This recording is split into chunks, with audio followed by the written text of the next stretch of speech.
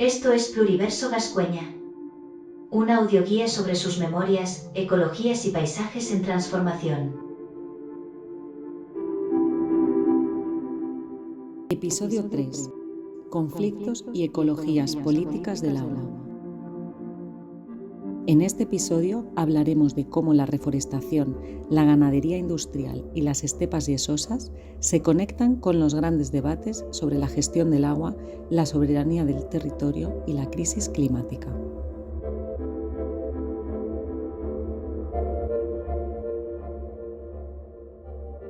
La reforestación y los embalses. Durante el siglo XX, la plantación de pinos transformó los montes de Gascueña. El bosque que vemos oculta historias de colonización y pueblos sumergidos. En la Alcaria conquense, el paisaje que hoy vemos no es el mismo que habitaban las generaciones anteriores. Los bosques se asentaban en las zonas menos fértiles o inaccesibles, pues todas las tierras posibles se dedicaban a la agricultura. Durante siglos, los bosques fueron gestionados de manera diversa con pastoreo, aprovechamientos silvopastoriles y madereros, generando mosaicos de alta biodiversidad. No obstante, la sobreexplotación, los incendios, el abuso de la ganadería y la extensión de la agricultura degradaron muchas masas forestales en toda España, que quedaron reducidas a parcelas patrimoniales, situación que se agravó con las políticas liberales del siglo XIX. En Gascueña, los habitantes más antiguos recuerdan los cerros desnudos, apenas salpicados de matas de tomillo, romero, aliagas, esparto y espliego, hasta que, ya en el siglo XX, los planes sistemáticos de reforestación comenzaron a transformar su silueta. Se extendieron pinares homogéneos, plantados con precisión casi militar sobre terrazas, árboles jóvenes, muy juntos, con raíces entrelazadas que aseguraban el suelo frente a la erosión. Esta estrategia estaba vinculada a las grandes obras hidráulicas realizadas durante el franquismo, en este caso el embalse de Buendía. La reforestación garantizaba la estabilidad de las laderas, controlaba el agua y aseguraba la funcionalidad de la presa. Aquí se utilizaron frondosas nativas, elegidas por su rápido crecimiento y por los subproductos que proporcionaban: madera para construcción y resina para distintos usos industriales. En otras regiones de España se introdujeron especies exóticas como el pino de Monterrey y eucaliptos, principalmente para producir celulosa y papel, reflejando una visión utilitaria del paisaje. Si bien estas plantaciones cumplieron objetivo de cobertura y estabilización del terreno, muchas no recibieron seguimiento posterior, quedando densas y homogéneas, vulnerables a incendios y modificando la ecología local.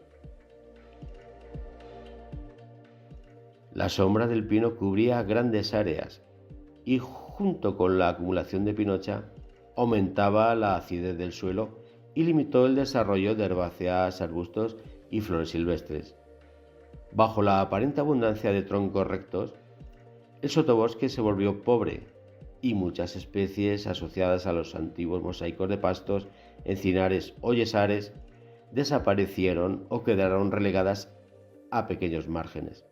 La Red Natura 2000 ha señalado estas repoblaciones, sobre todo en suelos de yesos, como una de las principales presiones sobre hábitats singulares de la región. Hace apenas unos años, gran parte de estos pinos fueron talados. Para los vecinos, resultó extraño ver cómo se talaba el bosque al que ahora se habían acostumbrado. Se desconocía por qué se hacía y quién se quedaba con la madera. La explicación se da en la forma en que se planifica la reforestación. Al principio se plantan los árboles muy juntos para que sus raíces se entrelacen y aseguren el suelo frente a la erosión y las pendientes. Tras varios años, cuando las raíces ya están consolidadas y el suelo estabilizado, se realizan talas selectivas que abren claros, reducen la densidad y permiten que la luz vuelva a llegar al sotobosque. Estos espacios pueden ser la oportunidad para la regeneración de herbáceas, arbustos y frondosas, así como de especies adaptadas a suelos yesíferos que se habían perdido. Sobre el destino de la madera, los vecinos sostienen distintas versiones. El embalse de Buendía fue la pieza central de esta transformación y entró en funcionamiento en 1958, con la misión de regular los caudales del Guadiela y sus afluentes. Su imponente presa de gravedad controlaba la manera inédita de flujo de los ríos. Pero esta obra no fue solo hidráulica, implicó la desaparición de poblaciones y patrimonios enteros como Santa María de Pollos, los Valles de la Isabela y gran parte del yacimiento arqueológico de Ercábica, hoy sumergido bajo las aguas. El Real Sitio de la Isabela era un balneario termal cuyas aguas sulfurosas minero-medicinales ya eran conocidas desde la época romana. Por su cercanía ercábica, a lo largo de los siglos, la zona atrajo tanto a vecinos como a visitantes ilustres. En 1817 comenzaron las obras del balneario, que pronto se convirtió en un enclave de salud y sociabilidad, y en 1826 fue declarado Real Sitio en honor a María Isabel de Braganza. Además de los baños, la Isabela contaba con un palacio, iglesia, viviendas, jardines, huertos y fuentes, un pequeño poblado con unas 50 casas, caminos, posadas, herrería, que durante temporadas veraniegas vivía con intensidad, con visitantes que buscaban alivio, descanso, aire y aguas curativas. Las aguas de la Isabela, sulfurosas, cálcicas y magnésicas, tenían propiedades que la tradición y los visitantes atribuían al alivio de dolencias articulares, cutáneas, respiratorias. Eran aguas de bebida y de baño. Por otra parte, la gente del pueblo de Santa María de Pollos fue dispersada en distintos puntos de España. 45 familias fueron a Paredes, un pueblo de nueva construcción, una vez comprada la finca por parte del Instituto Nacional de Colonización, INC, en 1951. El resto de familias fueron redistribuidas entre Guma, Burgos, Cascón de la Nava, Palencia y San Bernardo, Valladolid. Las familias tuvieron que alojarse primeramente en barracones hasta que terminó la construcción de las casas.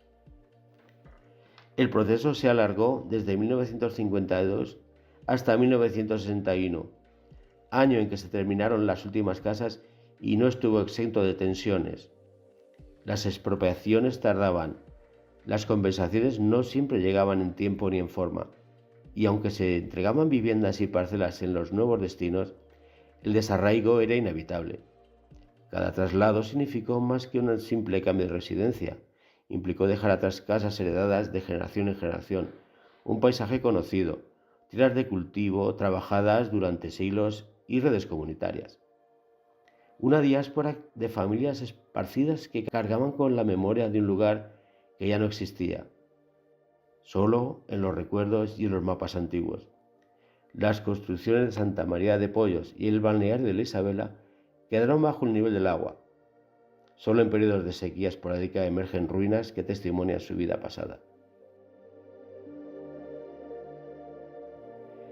Con los años, los efectos de estas transformaciones se hicieron más visibles. El embalse de Entrepeñas sobre el Tajo, construido para abastecimiento, producción hidroeléctrica y control de avenidas, se convirtió junto a Buendía en el corazón del sistema Tajo-Guadiela. Y desde finales de los años 70, en la base del controvertido trasvase Tajo Segura. En marzo de 2025 estaba prevista la reapertura del canal que conecta Estrepeñas con Buendía, por primera vez desde 1997, una maniobra pensada para gestionar de manera más eficiente un año hidrológico especialmente complejo. A la par se proyectaban mejoras en el abastecimiento local, con la instalación de nuevas tuberías y más de 11.000 contadores inteligentes para reducir pérdidas y garantizar que el agua llegara a todos los municipios ribereños. La gestión del agua a gran escala dio lugar a conflictos persistentes generados por el trasvase Tajo Segura. Lejos de la cuenca cedente, se defendía como motor de empleo y desarrollo, mientras las comunidades ribereñas experimentaban descensos prolongados en el nivel de los embalses, pérdida de hábitats de ribera, alteraciones en la calidad del agua y episodios de eutrofización.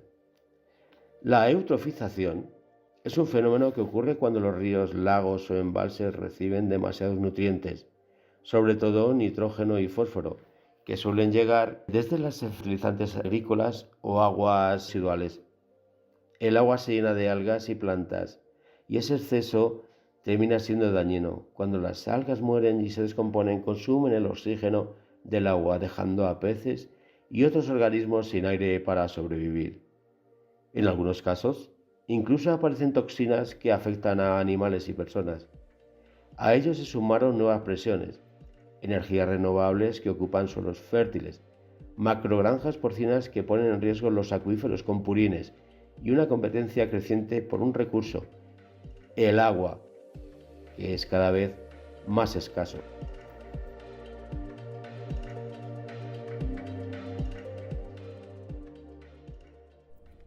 Macrogranjas y lo invisible. La ganadería cambia de escala, de 1 o 2 cerdos al año por familia a miles en naves industriales. En Gascuña está proyectada la construcción de una macrogranja porcina de 6.000 cabezas, que produciría 18.000 cerdos al año, una cifra que sitúa a este pequeño municipio en el mapa de la agroindustria intensiva. Se instalaría en el paraje Vallejo Caballero, detrás del Cerro del Gallo, a una distancia de 2,5 kilómetros del casco urbano, y a 3 de Tinajas, nuestro vecino que ya sufre los malos olores por una granja aviar. Pero este no es un caso aislado. Tras el fin de la moratoria del 2025, la Junta de Castilla-La Mancha ha reactivado 12 proyectos en la Alcarria conquense que en conjunto sumarían más de 78.000 cerdos. Y además formaría parte de los 61 proyectos y 362.800 animales previstos en toda la región. La macrogranja de Gascuña ya cuenta con permiso hídrico.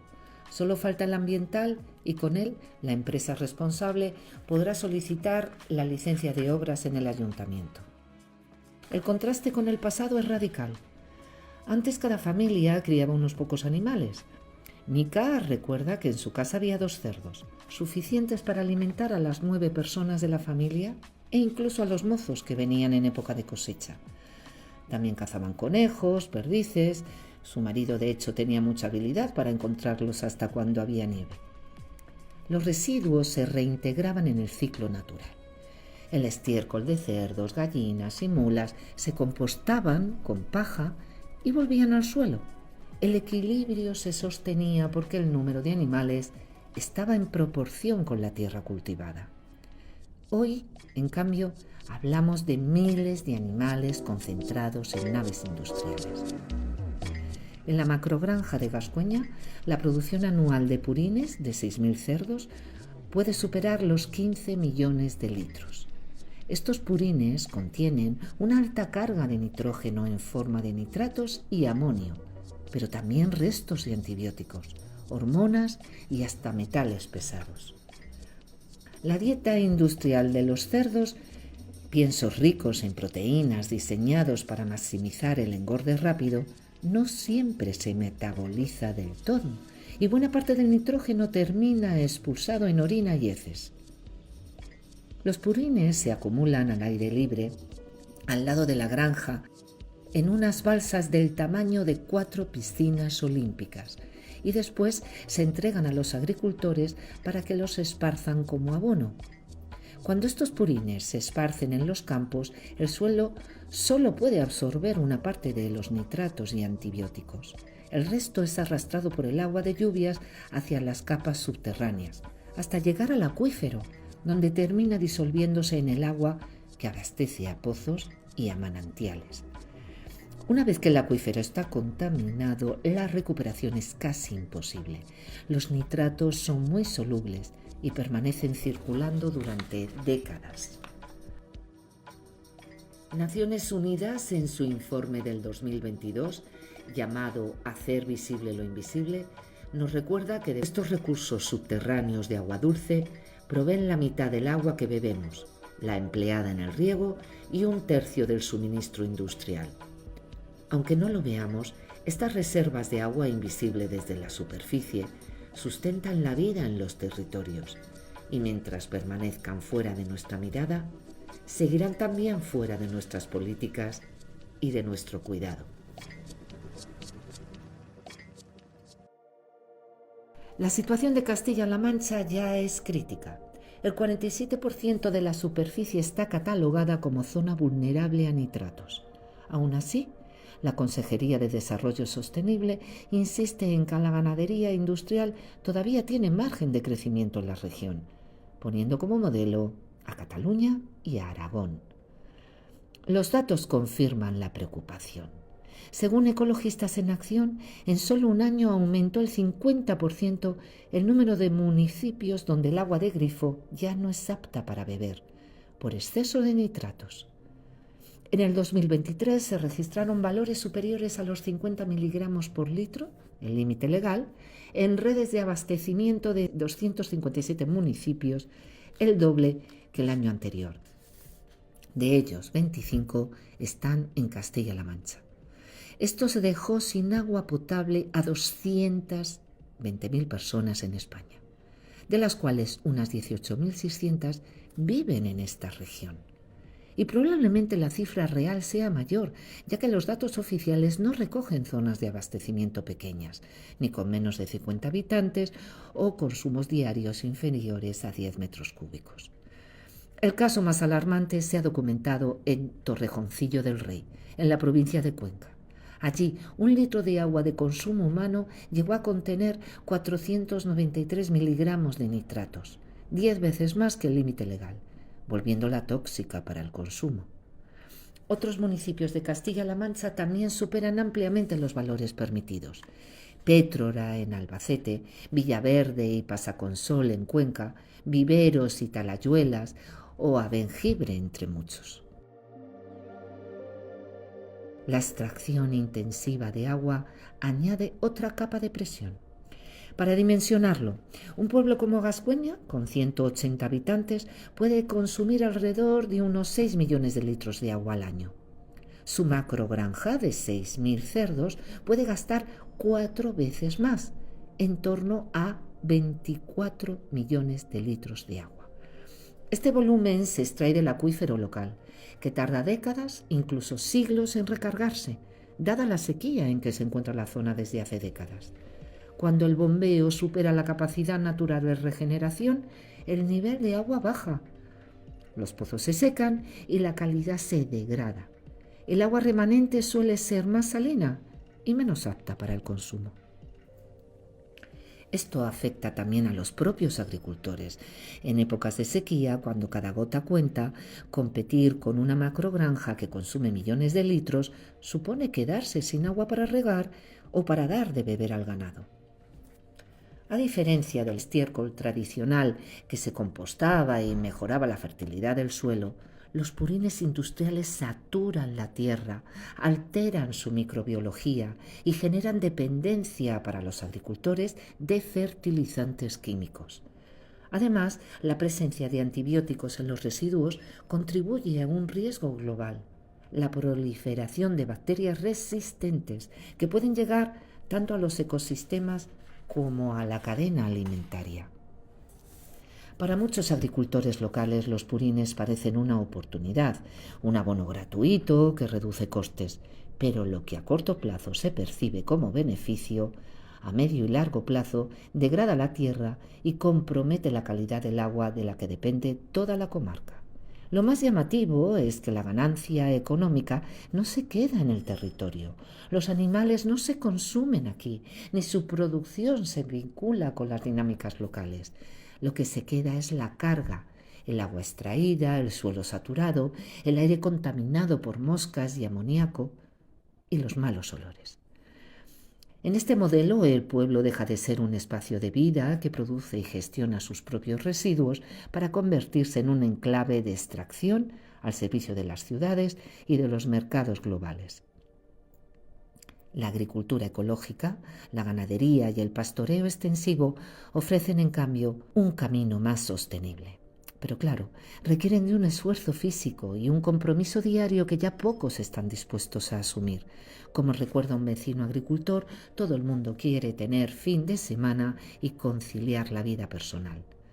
Así la dureza del trabajo tradicional se convierte en otro factor que empuja a los pueblos hacia modelos industriales. Los promotores destacan el empleo, la inversión y la modernización que traería la macrogranja, prometiendo puestos de trabajo y dinamización económica en una zona afectada por la despoblación. Sin embargo, la experiencia en otros pueblos muestra un panorama muy distinto. Las instalaciones están altamente automatizadas y generan pocos empleos. Los olores persistentes provocados por la descomposición de los purines, en concreto 37 toneladas de amoníaco y 66 toneladas de metano, afectan a la vida diaria y dificultan la convivencia, desalientan la llegada de nuevos habitantes y la apertura de negocios relacionados con el turismo o servicios locales. Además, la contaminación de ríos y suelos, difíciles de controlar, deja impactos ambientales que afectan a toda la comunidad. Lo que está en juego no es solo el agua, es la posibilidad de que quienes habitan este territorio sigan pudiendo hacerlo.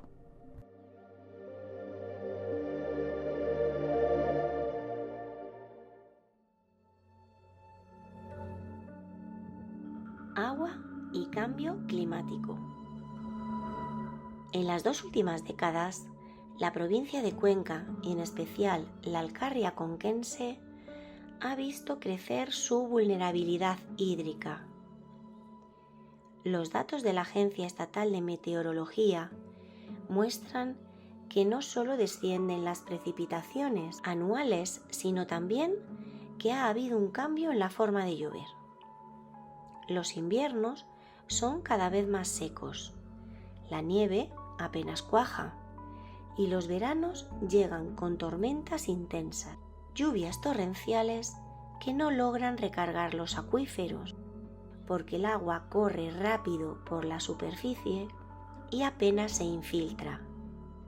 Esta irregularidad golpea también a los ríos y a los embalses de Buendía y Entrepeñas. Nuestro escenario local forma parte de un contexto global de crisis climática. Los estudios prevén que las regiones mediterráneas como Castilla-La Mancha perderán entre un 10 y un 30% de sus recursos hídricos hacia 2050, si las emisiones de gases de efecto invernadero siguen la tendencia actual. También la Universidad de Castilla-La Mancha estima que el número de días con temperaturas superiores a 35 grados podría duplicarse en esas fechas. Más calor implica que se producirá más evapotranspiración y que la demanda hídrica aumentará. La vulnerabilidad hídrica es el grado de riesgo que tienen comunidades o ecosistemas frente a la escasez, contaminación o mala gestión del agua. Depende de factores como la disponibilidad del recurso, la demanda social y la capacidad de respuesta. En el caso de nuestra región, la vulnerabilidad hídrica no depende solo de la sequía, sino también de cómo se consume el agua. Trasvases, concesiones industriales y la llegada de nuevos actores, como las macrogranjas, que aunque parezca que están lejos, impactan directamente en la disponibilidad de agua a nivel local. Gascueña, como tantos pueblos de la Alcarria, siempre supo adaptarse. Los cultivos de secano, los aljibes, hoy en su mayoría en desuso, eran parte de estrategias de resiliencia que podrían recuperar valor en el futuro. Hace apenas 70 años, la vida de nuestros abuelos y padres estaba marcada por los ciclos naturales, sin electricidad, sin agua corriente, sin calefacción ni transporte rápido. Cada acción estaba íntimamente ligada al territorio y dependía de lo que se podía obtener aquí. En solo 4 décadas, nuestra comunidad pasó de vivir adaptada a la tierra a formar parte de redes globales complejas. Hoy necesitamos reaprender a situarnos en esa red de interdependencias donde lo humano y lo no humano se sostienen mutuamente. Decir que lo no humano tiene agencia significa que cada elemento del paisaje, el agua, los bosques, los suelos, los animales, participa activamente en cómo se configura la vida. No solo son cosas a nuestra disposición, sino que también responden, condicionan y transforman lo que hacemos. El agua ha sido quien ha dado forma a nuestro pueblo. Sus ciclos, sus flujos y hasta sus ausencias han marcado nuestras prácticas culturales y las formas de vida que han surgido aquí.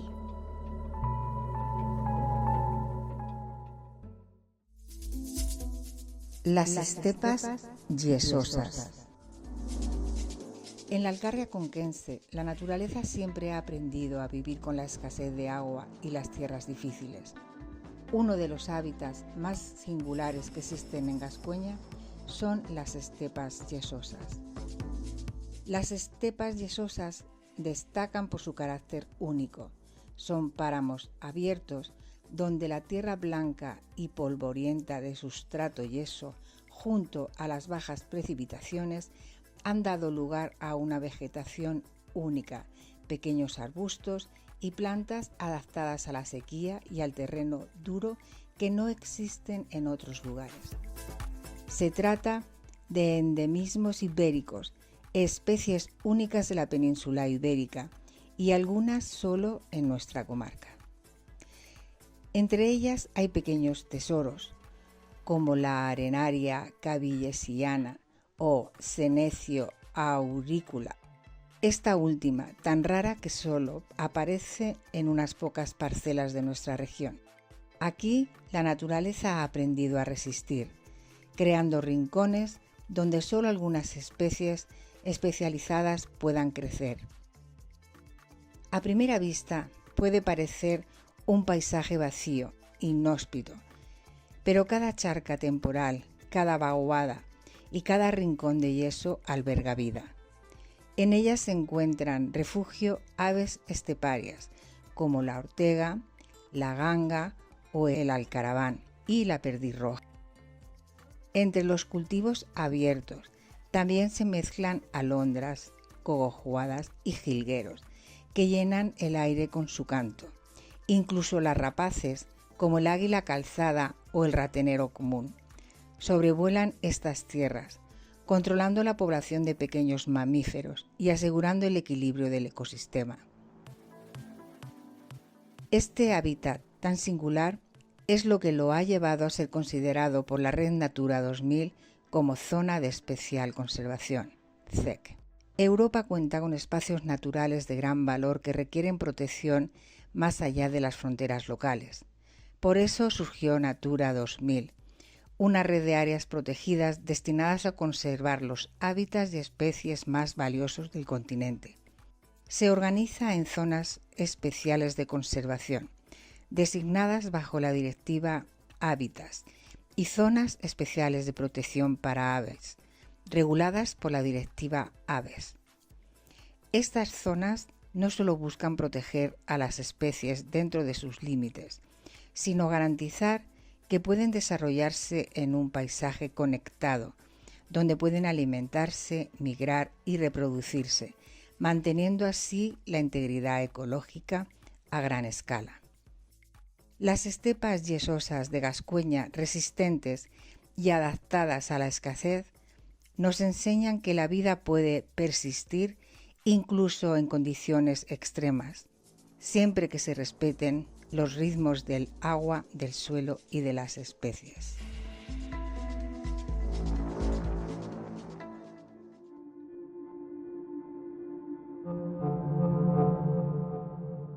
Esto ha sido Pluriverso Gascueña. Guión y producción, Marta Jarabo de Besa y Paola Pardo Castillo. Locución realizada por vecinos y vecinas de Gascueña, en orden de aparición: José Ginés Vaquero Martínez, Carolina Navarro Asenjo, Angelina Abade Raiz y María del Rosal Martínez. Un proyecto financiado por la Diputación de Cuenca.